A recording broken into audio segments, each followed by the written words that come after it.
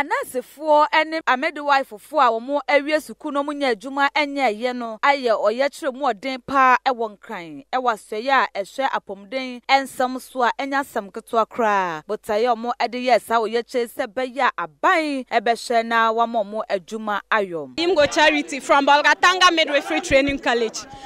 If you look in the history of nurses training, Sausha nurses training schools no more. Yane badge yanji allowance. Yanji allowance no akufado baye. Okacha ye say obe restore allowance no enti yatuma no. Yatuma ni wiye no. Odi wiye aye follow up. Okacha ye say ye 2017 badge no. Omuntimi my allowance ben ombe yani say ombe my immediate employment after our national service. Ya wiye service da up to now. Omo cash in chire ye try to go omusi mu ko ha ni akọ executives no omo bread ya ye beye enti we have no choice ye need choice when one ye betumi aye mo hu say ye ni abre.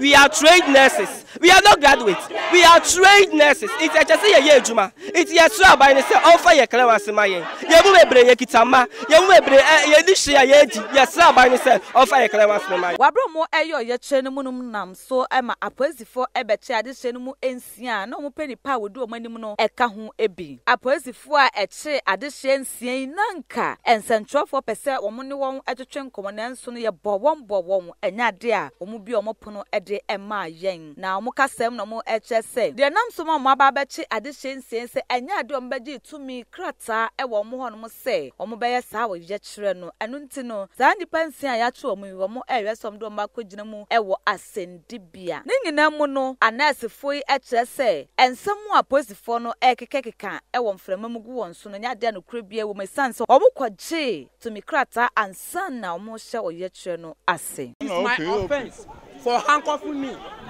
Yes. What is my offense? I am also a Ghanaian. A trained nurse. Being in a house. What is my offense?